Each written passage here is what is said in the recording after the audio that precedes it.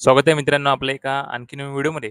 मित्रांनो आजच्या व्हिडिओमध्ये आपण पॅन कार्डमध्ये मोबाईल नंबर, ईमेल आयडी आणि ॲड्रेस घरबसल्या कशाप्रकारे फ्री ऑफ कॉस्ट अपडेट करायचं याविषयी आपण संपूर्ण माहिती घेणार आहोत. तर तुम्हाला सर्वप्रथम याचं Googleवर आणि सर्च करायचं आहे पॅन ॲड्रेस अपडेट. तुमच्यासमोर ही पहिली वेबसाईट आहे मित्रांनो. तुम्हाला या पहिल्या वेबसाईटवर तुम्हाला क्लिक करायचं आहे आणि तुम्हाला ते तुमचा पॅन कार्ड नंबर एंटर करायचा आहे आणि तुमचा आधार कार्ड नंबर एंटर करायचा आहे.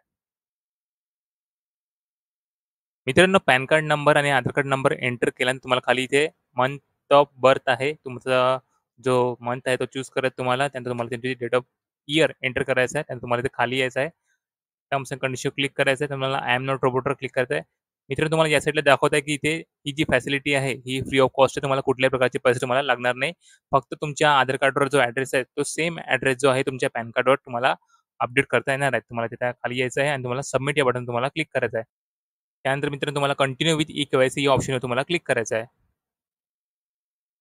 आता तुमच्या आधारला लिंक असलेल्या मोबाईल नंबरवर एक ओ-टी-पी येईल. तो तुम्हाला ओ-टी-पी इथे एंटर करायचा आहे.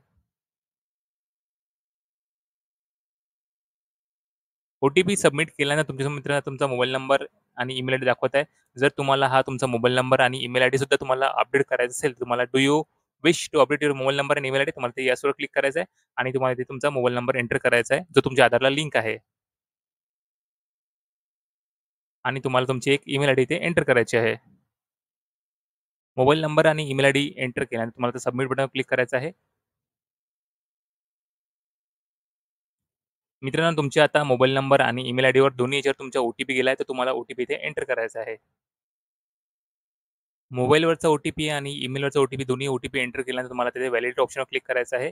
आता तुमचा इथे ॲड्रेस दाखवत आहे, तुमचा घरचा ॲड्रेस जो दाखवत आहे, जो तुमच्या आधार कार्डवर ॲड्रेस आहे, तो सेम ॲड्रेस तुम्हाला इथे घरचा दाखवत आहे. आता तुम्हाला इथे व्हेरिफाय या ऑप्शनवर तुम्हाला क्लिक करायचं आहे.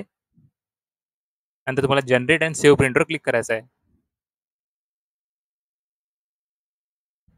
मित्रांनो, आपली पॅन कार्ड अपडेट करण्याची जी रिक्वेस्ट आहे, ती सक्सेसफुली सबमिट झाली आहे. तर तुमचं जे पॅन कार्ड आहे, ते 7 ते 8 दिवसामध्ये जे आहे ते अपडेट होऊन जाईल. आता तुम्हाला इथे ही जी एक्नॉलेजमेंट रिसिप्ट आहे, हे तुम्हाला तुमच्याकडे सेव्ह करून ठेवायची आहे फर्दर रेफरन्ससाठी.